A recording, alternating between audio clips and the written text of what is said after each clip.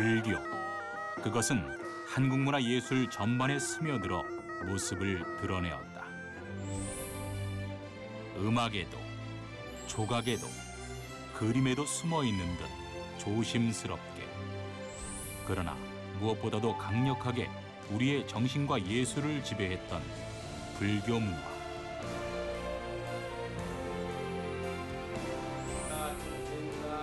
자연과 인간이 서로 희생하는 존재가 아닌 조화롭게 어울리며 살아가는 모습을 추구하는 불교.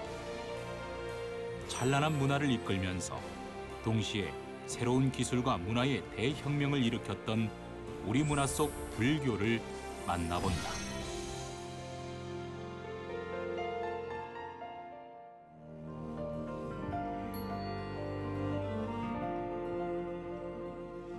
불교는 한국의 역사와 맥을 같이 한다고 해도 과언이 아니다. 불교는 종교를 넘어 우리 문화의 중심 그 자체가 되었다.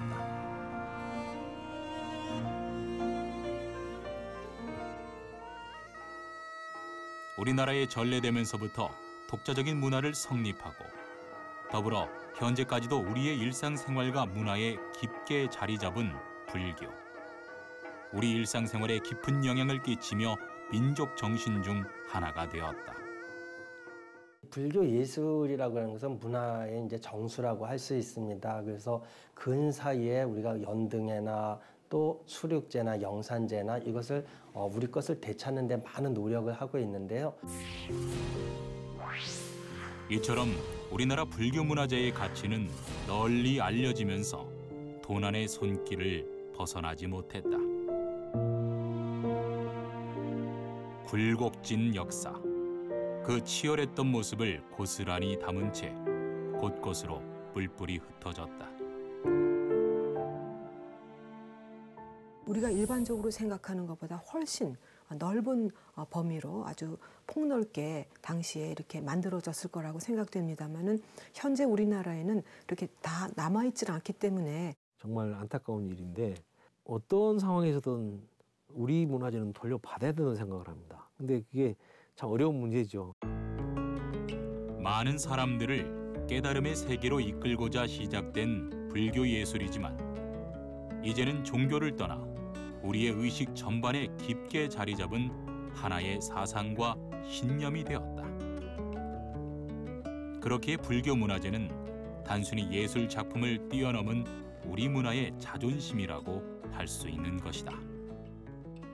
전통적인 불교 미술의 형태가 지속적으로 이어지고 있다는 게 한국 불교 미술의 가장 큰 특징이 아닌가라는 생각이 듭니다.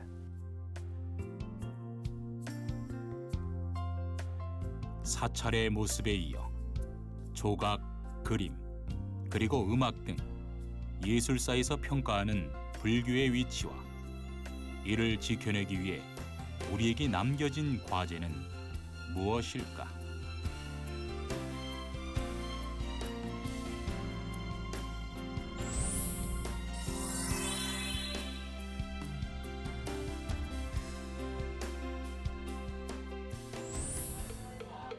불교 미술은 예배의 대상 또는 교화 활동, 불교 의식의 필요에 의해서 시작되었다.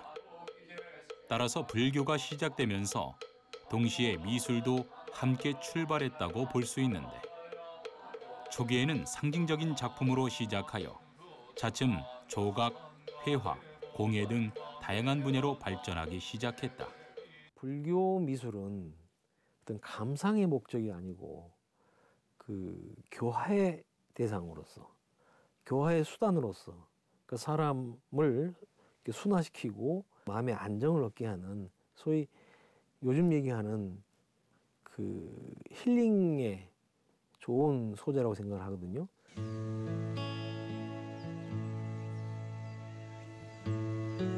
불교가 전파된 여러 나라에서는 각 민족 고유의 역사와 사상에 알맞은 독특한 문화를 형성하기 시작했는데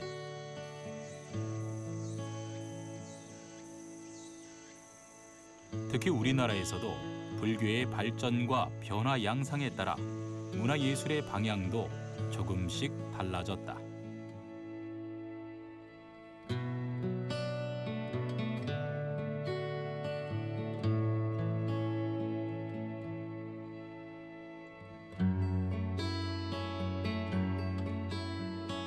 그중에서도 우리나라 불교 예술의 극치라고 불리우는 석굴암. 통일신라로 또 이어지면서 고구려 백제의 장인들이 대거 통일신라의 조각계에 투입이 되면서 더욱더 이제 크게 꽃 피우게 됩니다. 그래서 우리가 잘 아는 석굴암을 비롯한 많은 훌륭한 우수한 석조 조각품들이 만들어지게 됩니다. 백제 석조 문화의 중심지였던 전북 익산. 이곳에서 아직도 석공들이 전통 기술을 이어받아 그 명맥을 유지하고 있다.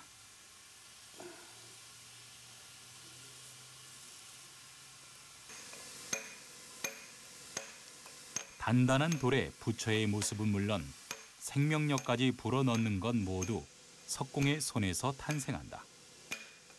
그러기 위해서는 어느 한 과정도 허투루 할 수가 없다.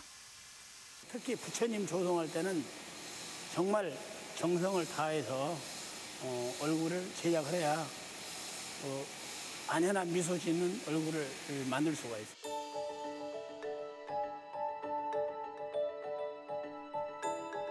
지혜의 산이라는 지리산의 산고비를 돌고 돌아 들어가면 제2의 석굴암이라 불리는 서암 정사를 만날 수 있다. 이곳의 석굴 법당은 자연 안반에 굴을 파서 만든 법당인데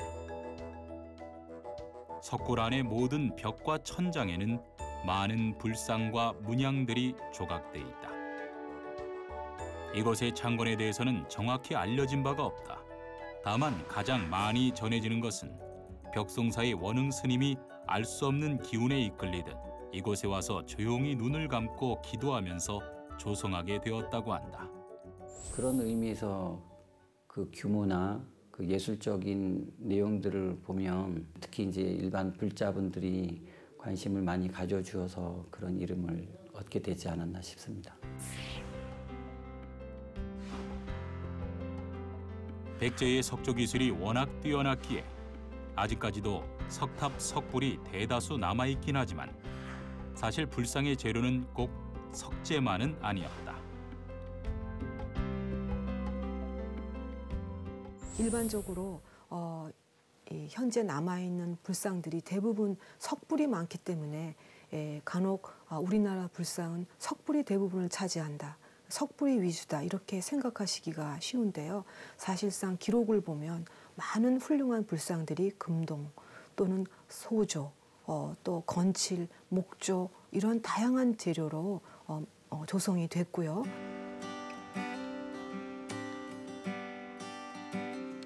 지난해 10월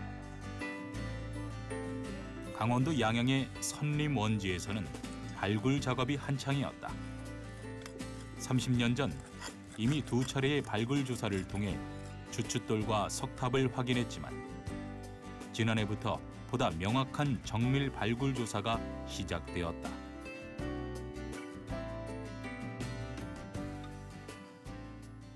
아마 깊은 땅 속에 매몰되어 있는 상태라서 잔존 상태가 매우 불량한 상태였습니다. 그리고 아마 광배부터 대자까지 온전한 상태가 아니라 서로 다 이제 분리가 되어 가지고 누운 상태로 그렇게 한꺼번에 매몰된 상태로 이제 확인이 되었습니다.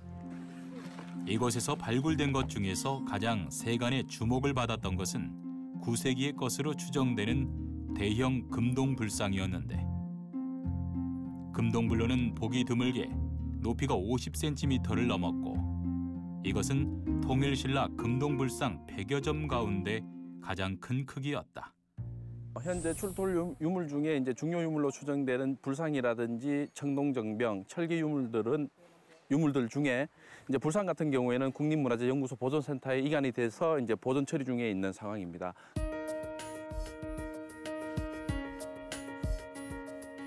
당시 발견했던 금동불의 현재 상태는 어떨까?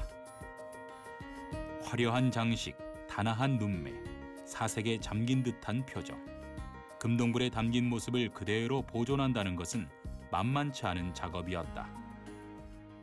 얼굴에 금빛이 그대로 남아있고 몸에는 아직 흙을 털지 않았지만 아마 흙을 털어내면 금빛 찬란한 그런 모습이 나타날 것입니다. 그래서 더욱더 보존을 어떻게 하느냐가 중요하고요. 유물 처리에 앞서 엑스레이 촬영으로 기본 형태를 파악한 뒤 보존 처리를 진행할 예정이다. 이 과정에서 유물 자체가 무너지지 않도록 최대한 심혈을 기울여야 한다. 금동불상은 조선시대에 이르러 명맥이 사라진 비운의 작품인데 구리와 주석의 합금 주물로 제작하는 청동불상은 1000년 정도는 충분하게 보존되는 내구성을 가졌다. 하지만 전통적인 주물 방식은 거의 사라져 옛날 방식대로 재현하는 것이 극히 드물다. 스케치한 대로 조각한 뒤 철근으로 형틀 작업을 한다. 이를 토대로 외형 틀을 만드는데 이것도 곧 거푸집이 된다. 청덜불 주조를 위해서는 하루 9시간 이상 1300도의 불과 씨름해야 한다는데 60kg이 넘는 쇳물을 부어 굳히면 불상의 모습이 드러난다. 이 과정에서 뜨거운 쇳물은 비로소 하나의 작품으로 재탄생된다. 여기에 마지막 마무리는 순금을 붙이는 것. 한 번으로는 완벽하게 붙지 않기 때문에 2번, 3번의 마무리 손길을 거쳐야 한다. 현재 우리나라에서 가장 크다는 22m짜리 불상 역시 그의 손에서 탄생했다. 인도에서부터 시작된 불교. 한중일 삼국에서 비슷한 시기에 불교 문화가 발달하였으나 그 모습에서는 차이가 있다는데 내가 보는 상은 우리나라 그 부처상이 제일 자비스러워요. 그리고 미소가 있고. 근데 일본이나 중국은 그게 좀 떨어져요. 중국 사람들도 그런 얘기를 하죠. 한국의 불상은 상당히 이렇게 미소가 있고 자비스럽다고. 그런 게 이제 좀 자부심이 있죠. 우리나라의 불교 조각은 동아시아의 어느 나라 조각과 비교해도 손색이 없을 뛰어난 수준이었다. 재료가 다양했음은 물론이거니와 크기 또한 대형 불상까지 조각되어 봉안되었을 것으로 보고 있다. 그러나 이 또한 기록일 뿐 현존하지 않는다는 것이 한계로 남아있다.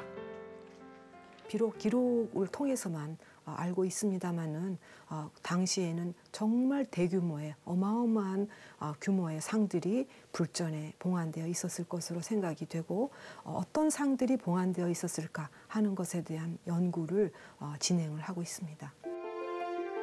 해인사, 통도사와 함께 우리나라 3대 사찰 중 하나로 손꼽히는 송광사.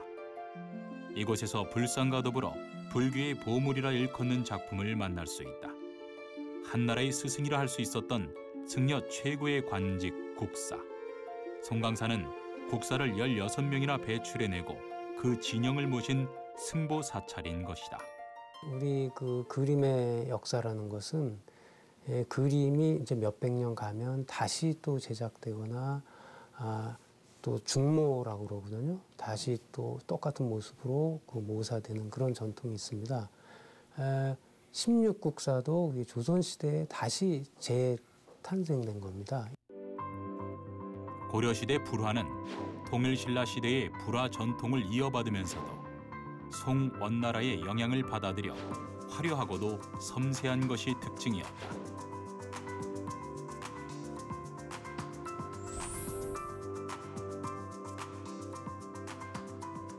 16국사 진영은 표현이나 채색을 볼 때 고려시대 국사를 그렸다고 하더라도 조선시대의 화풍이 많이 반영된 것을 볼 수 있다.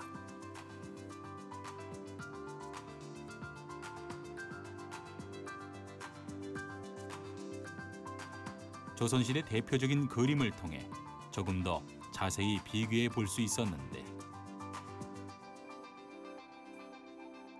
고려시대의 미감과 그 문화를 불교회화에서 가장 적극적으로 보여주는 그런 그림이라고 한다면 조선시대 불교회화는 괴부를 들 수가 있겠습니다. 괴불도란 야외나 마당에 걸어두고 법회 또는 도량에 사용되는 대규모의 불화를 말한다. 특히 그 중에서도 길이가 약 12m, 폭은 약 5m 크기의 미황사 괴불도.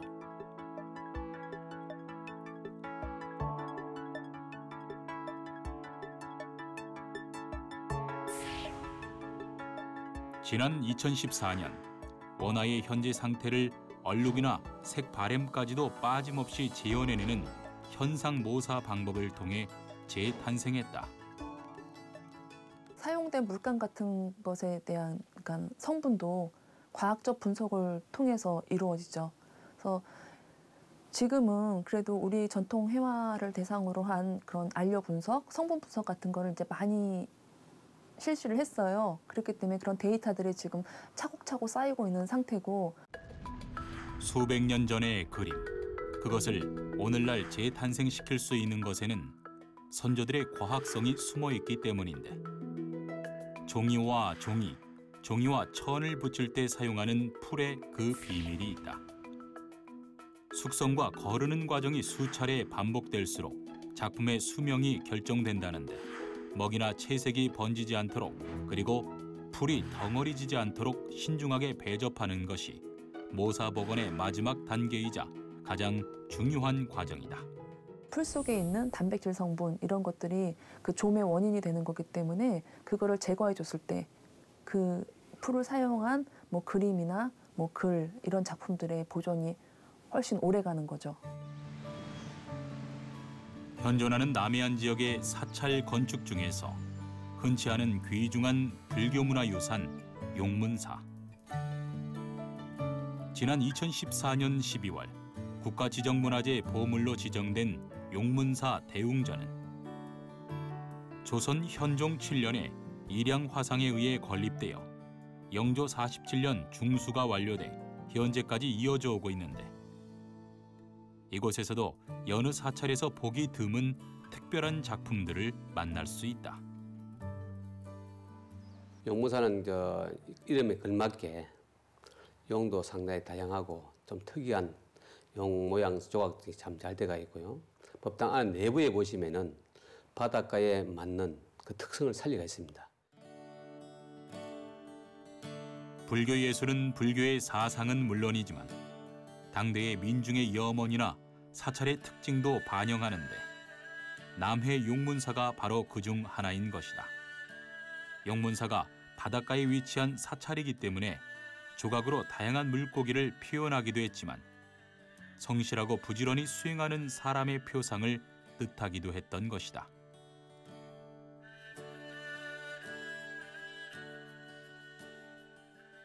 불교 미술은 종합 미술이라고 할 수가 있습니다. 부처님을 이 금당에 모시고 그 부처님을 모시는 금당에는 여러 아름다운 벽화나 불교 회화로 이제 장식이 되어 있겠죠. 그리고 부처님은 불단 위에 모셔집니다. 그건 이제 목공에 속하겠죠. 불교 미술, 그 안에는 시대를 앞서 나갔던 독창적인 기술과 우리 민족의 문화적 역량, 그리고 자부심이 함께 그려졌다. 그리고 그것은 생명력을 얻어 작품 안에서 지금껏 숨쉬고 있다.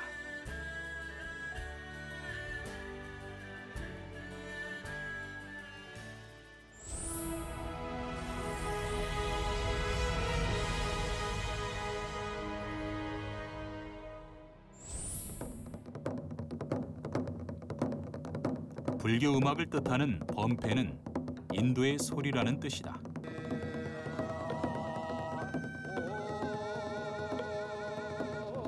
보통 부처님의 공덕을 노래하며 가곡, 판소리와 함께 우리나라 3대 성악곡으로 손꼽힌다. 그 중에서도 다른 나라에서는 보기 힘든 우리나라만의 화려한 의식, 영산제는 유네스코 세계 무형문화유산에 등재되기도 했다.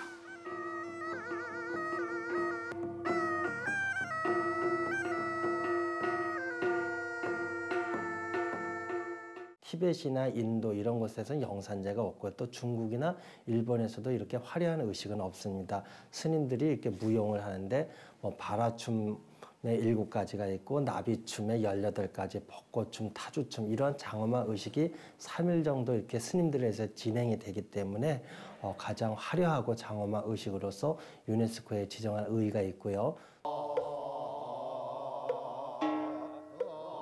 불교에서 음악과 춤은 어떤 의미이기에 우리나라에서 중요하게 이어져 온 것일까? 부처님의 말씀을 전달하는 교학적인 방법을 교법이라고 한다면 스님들이 선방에서 자선을 통해서 깨달음을 얻는 것을 선이라고 하는데 불교의식 음악에 대한 내용은 선교에서 이야기하는 깨달음의 화두이다.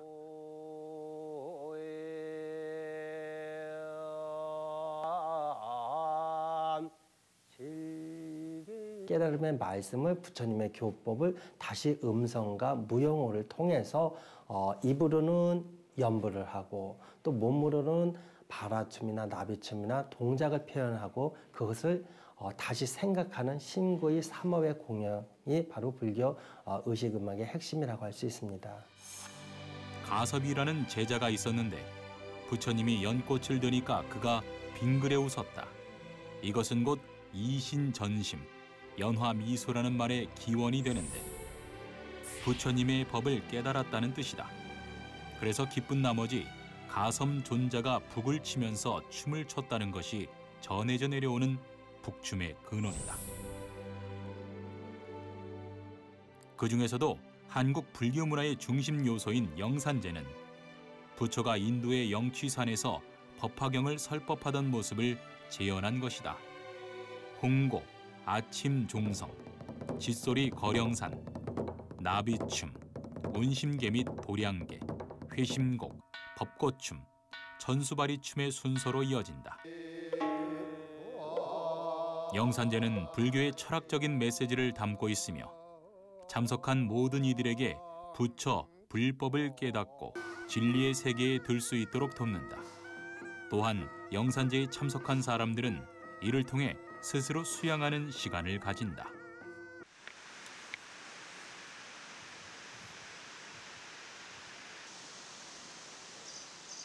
불교 사찰에서 불사에 쓰는 4가지 도구, 즉 범종, 법고, 목어, 운판을 가리켜 법전 사물이라고 하는데 대개는 범종각에 함께 둔다.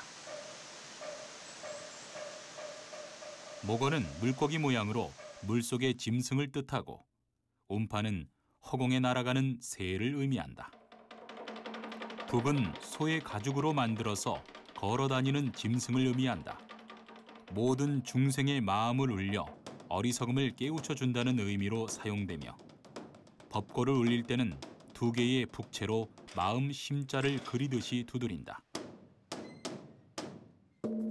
범종의 소리는 곧 부처의 음성을 뜻하며 사물 중에서도 으뜸으로 꼽힌다. 이러한 사물들을 이용해서 모든 중생, 사람이 있고 또 축생이 있고 여러 중생이 있는데 이 세계를 육도 중생이라고 그러는데요. 그 모든 중생들이 깨달음을 성취할 수 있는 그러한 형태로서 이 악기가 사용된다고 할 수 있습니다. 법고와 범종은 원래 대중을 모으고 때를 알리기 위하여 쳤으나 점차 조석 예불이나 의식을 치를 때에만 치게 되었다. 그러나 종소리를 듣는 순간만이라도 번뇌로부터 벗어날 수 있다고 믿고 있다. 정초에 중들이 시중에서 법고를 치며 권선을 돌면 각 가정에서는 떡 2개씩을 그들에게 주던 풍습이 있었다. 이 떡을 얻어 아이들에게 먹이면 마마, 즉 천연두를 쉽게 치른다고 한다.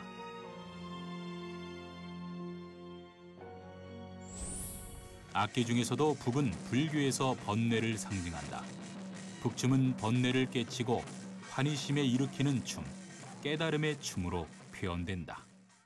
부처님의 불법을 갖다가 번개처럼 구름처럼 모든 세계에 두루두루 이게 펼쳐서 소리처럼 이렇게 멀리 갈 수 있도록 춤을 추는데 그분이 풍신이라고 하고 풍례음신이라고 하는데 그분이 작은 경세 같은 걸로 처음에는 춤을 추시다가 나중엔 북을 갖고 춤을 춥니다. 그래서 법고라고 그래서 부처님의 가르침을 법이라고 그러는데 그것이 널리 이렇게 갈 수 있도록 하는데 의미가 있고.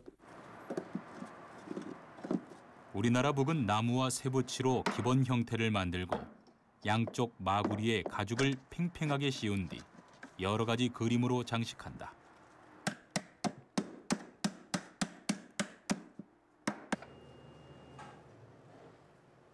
크기에 따라 대중소로 나뉘는데 일반적인 법고는 큰 북을 가리킨다.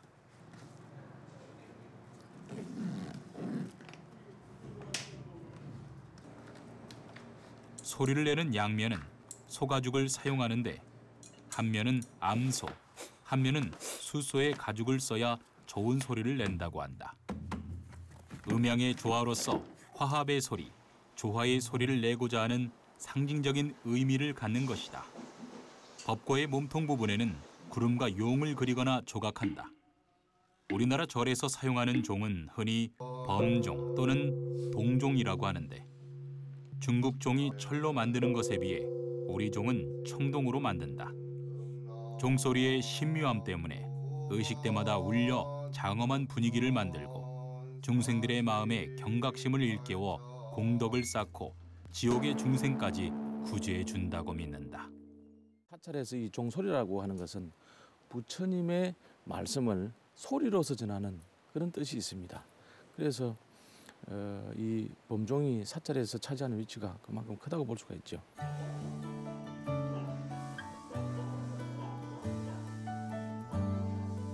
종을 만드는 재료는 청동인데 구리와 주석의 합금을 사용한다. 통일신라부터 조선시대의 말까지 청동으로 만들어진 범종이 가장 널리 제작되었고 일부이지만 철제 범종이 몇 점 전해진다. 범종의 제조 과정은 녹인 금속을 형틀에 주입하여 만드는 방법을 사용한다. 구리와 주석의 합금 주물로 제작하는 범종은 1000년 정도는 충분하게 보존되는 내구성을 가졌다. 하지만 전통적인 주물 방식은 거의 사라지고 몇몇의 명장만이 그 맥을 잇고 있다. 저 작업이 위험하면서도 마무리가 잘 돼야만이 이 주물을 부었을 때 이제 그 범종 자체가 이렇게 잘 주물이 되는 거죠. 그런 작업이에요. 그러니까 이제 저게 이제 만약에 이렇게 딱 맞지 않는다든가 이렇게 됐을 때 이제 나중에 주물이 부었을 때 터져버려요. 그래서 이제 그런 작업이 굉장히 신경이 많이 쓰이는 작업이고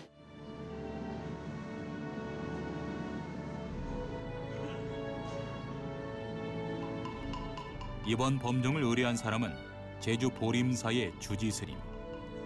고통의 세계를 떠나 부처님의 세계로 인도하는 소리가 되어주는 것이 바로 종인 만큼 맑고 청량한 음색을 내줄 것인지 누구보다 간절할 것이다. 보살을 지내면서 종소리가 아주 그저 모든 사람이 들으면 마음에 환희심이 나서 부처님을 생각할 수 있도록 그런 종소리가 되기를 기원하면서 만드는 과정에서 이미 소리를 내는 기술이 시작되고 완벽한 공정을 거쳐야만 천년을 이어온 울림 소리를 만들어낼 수 있다. 소리를 좌우하니까요. 불상은 이런 상을 보고 그 자비스럽다 뭐 이런 표현을 하는데 범종 같은 경우는 이렇게 쳐가지고 소리를 듣는 거잖아요. 그래서 이제 그 사람 심금을 울릴 만큼의 소리가 나와야 되니까 합금이 어렵다는 거예요. 1200도 이상에서 녹인 주물을 붓고 최소 3시간 이상이 지나면 자연스럽게 식어가면서 종의 모양이 완성된다.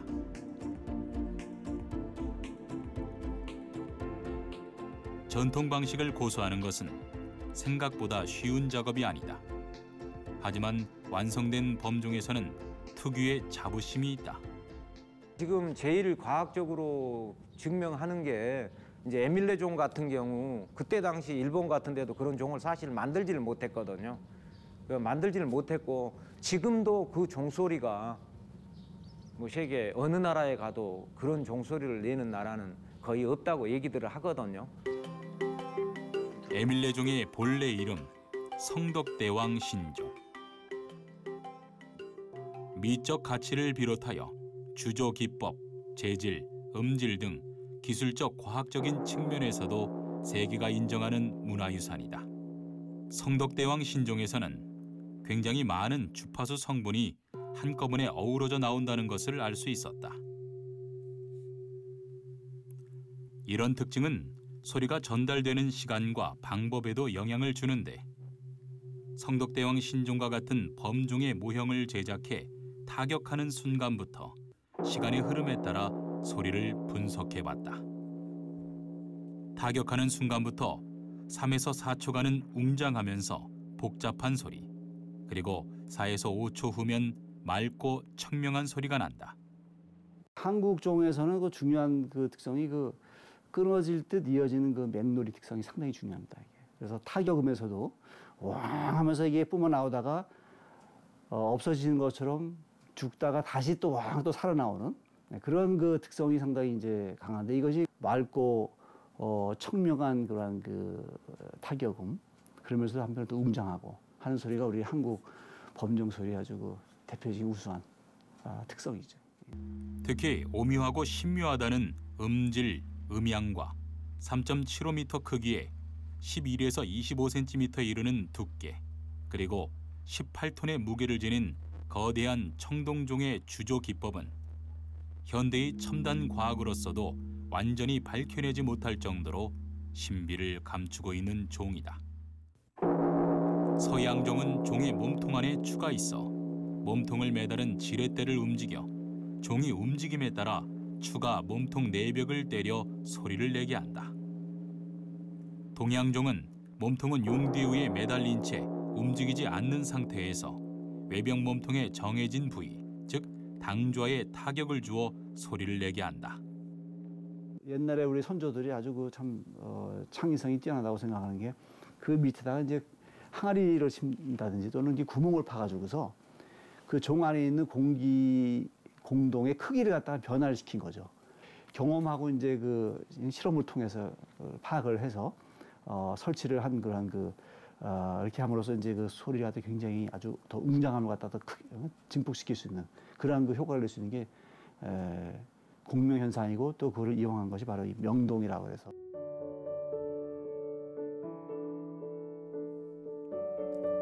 범종의 표면에는 연꽃 문양, 당초문을 포함한 다채로운 문양이 있어 문양사 연구에도 중요한 역할을 한다. 또한 대부분의 범종에는 주조와 관계된 명문이 각인되어 있어서 조성연대를 추측할 수 있다. 때문에 동시대 다른 유물의 조성연대를 추정할 수도 있는 중요한 근거가 된다. 범종의 경우를 보면은 한중일 삼국 중에 가장 화려하고 구성미가 있고 또 그 장엄이 매우 뛰어나다 하는 것이 특징적이다라고 할 수가 있겠습니다. 그런 것이 바로 우리 이 범종 불교 공예에 있어서의 독자성이라고 할 수가 있겠습니다.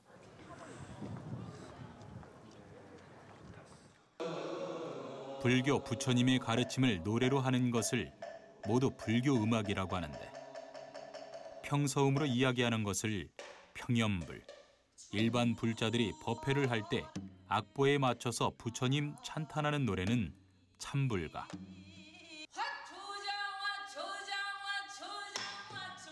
평염불 형태를 전문 의식승이 공부한 것을 범패라고 한다.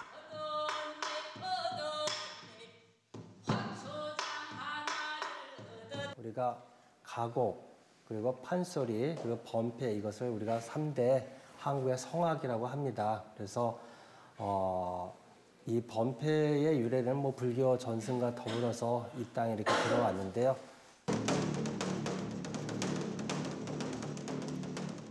사라져가는 전통을 보호하기 위해 1970년대에 들어서면서부터 국가에서 문화재로 지정하고 관심을 받긴 했지만 원형 보존의 의미만 커질 뿐 대중들에게는 점점 멀어지는 분야가 되었다.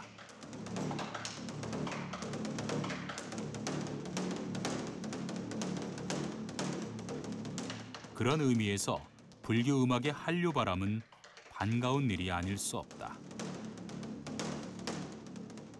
저는 이제 그 출가 승려로서 어떻게 보면 수행 정진의 한 방편으로 음악을 이제 선택을 했고, 이것을 좀 스님이라 해서 너무 고지식하게 그 얽매여 있는 것보다는 이런 쪽으로 어떻게 보면 음악이 참 다행스러운 것이 좀 산란한 마음을 어떻게 분산시킬 수 있는 좋은 교육 시스템인 것 같습니다.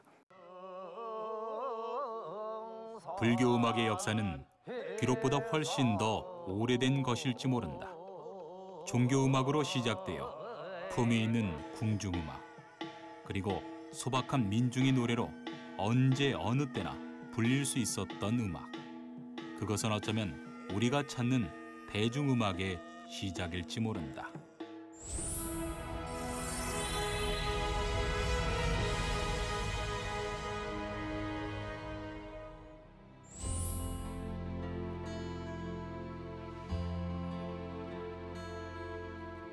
지난 2013년부터 시작된 중요 폐사지 발굴 조사 사업 중 하나로 작년부터 발굴 조사가 시작된 강원도 삼척의 흥전리 사지. 2014년 1차 조사에서는 금당지와 탑지를 비롯한 여러 동의 건물지가 발견되었다. 또한 신라시대의 불교계 최고 승려를 지칭하는 국통이라는 글자가 새겨진 비석편과 꽃무늬가 세밀히 음각된 청동제 장식, 도깨비 얼굴이 장식된 기와인 귀면화 등이 출토되어 통일신라 시대의 국통과 관련된 위세 높은 사찰임을 확인하였다. 폐사지는 기록은 전하지만 터만 남은 채로 황폐하게 버려진 불교 유적지를 뜻한다. 불교문화재연구소가 문화재청과 함께 5개년 계획으로 진행하는 전국 중요 폐사지 발굴조사 사업의 일환인데 2015년 기준 전국 폐사지는 모두 3,000곳에 가까울 정도다. 중요한 사지를 선정하고 그 중요 사지에 대한 정비, 활용을 위해서 학술 자료를 획득하고자 이렇게 중요 폐사지 시발굴 조사 사업을 문화재청과 함께 계획하고 2013년부터 시행 중에 있습니다. 올해는 흥전리 사지에서도 금당지에 대한 정밀 발굴 조사가 이뤄졌다. 조사 결과 통일신라 시대 금당지는 좌우에 익사가 붙어있는 형태로 확인되었다.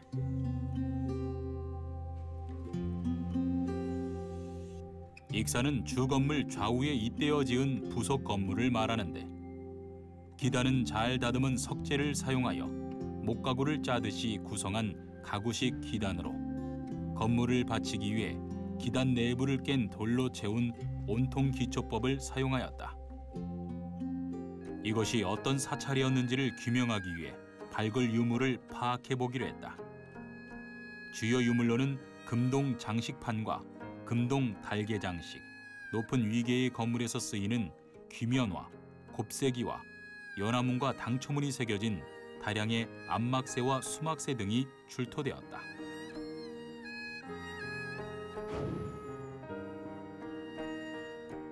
흥전리 사지는 지금도 지명을 따서 이름을 부르는 기록을 확인할 수 없는 사찰터다. 그럼에도 불구하고 강원도에서는 사형 내에 있는 통일신라 시대 9세기로 추정되는 3층 석탑의 부재를 강원도 유형문화재 제127호로 지정해 보존하고 있다. 그것은 이곳에서 발굴된 석탑재가 특별하기 때문인데 석탑은 전형적인 신라 석탑의 양식을 계승하고 있지만 기단 형태가 전형 2단이 아니고 3단인 드문 경우다.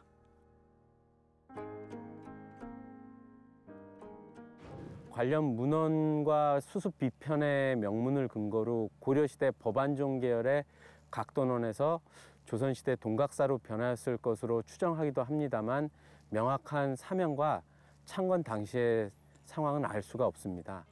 흥전리 사지는 통일신라 시대에 창건하여 고려시대 전기에 폐사된 선종 계열의 국통이 주석하였던 사격이 매우 높은 사찰이었을 것으로 추정하고 있다.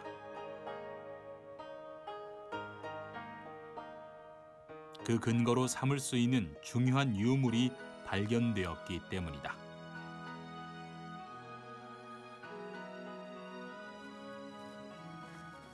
금동본은 이쪽에서 출토가 됐습니다. 그 폐기층 아래쪽에서 열을 좀 많이 안 받아서 잘 보존이 된 상태였습니다. 통상적으로 금동은 그 폐기층에서 화재를 직접 받게 되면 그렇게 잘 남아있지 않고 좀 녹거나 이런 상황이 되는데, 생각보다 의도적으로 그러니까 폐기되기 이전이라든지 그 단계에서 접어서 의도적으로 좀 이렇게 놓은 것 같습니다. 번이란 불교의식에 사용되는 깃발과도 같은 것인데 부처와 보살의 위덕과 무량한 공덕을 나타낸다. 주로 왕실 의례나 영산제 등에서 사용되었다. 금동이라는 거는 일단 통일신라 시대에서도 쓸 수 있는 격이 있는데, 그 중에서도 이런 금동번은 역시나 굉장히 희소성이 있고 국가에 의해서 이렇게 지급이 됐거나 그러니까 국통이 있었기 때문에 아마 가능했던 것이라고 생각이 되고요. 흥전리 사지에서 발견된 금동번은 보존과학센터로 옮겨져 보존 처리 중이다. 안전한 수습을 위해 흑채로 옮겨왔기 때문에 유물 처리에 앞서 엑스레이 촬영으로 기본 형태를 파악한 후 이물질을 제거하고 보존 처리를 진행한다.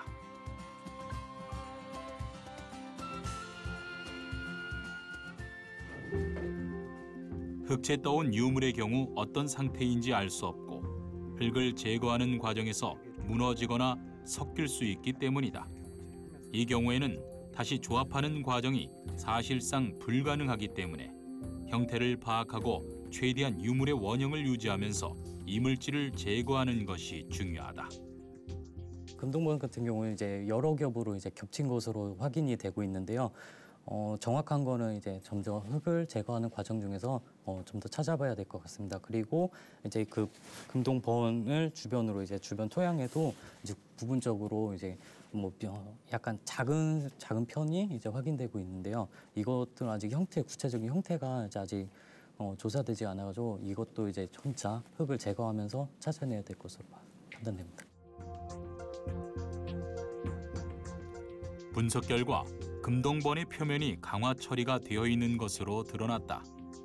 흙을 제거하는 과정에서 강화제를 녹이면서 형태는 무너지지 않도록 수습하는 것이 관건이다. 한반도의 고락을 함께 해온 불교. 불교 문화재를 수습하고 보존하고 후대에 남기고자 하는 노력은 무엇보다 중요한 과제다. 그것은 불교를 넘어선 우리 역사의 기록이자 문화와 예술 그리고 사상의 근원이기 때문이다.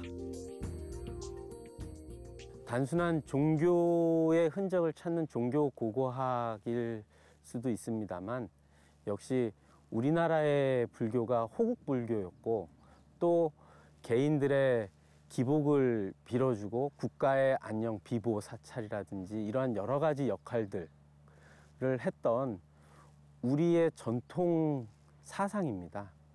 이러한 정신문화를 밝힘으로 해서 우리의 뿌리를 찾을 수 있다고 생각이 됩니다. 신앙으로서 사회를 통합시키는 기능도 했지만 다채로운 기술의 발전과 더불어 사회를 변화시키고 선진 문물을 도입하게 한 불교. 불교는 종교를 뛰어넘은 한국의 전통, 역사, 문화이자 민중의 휴식처였다.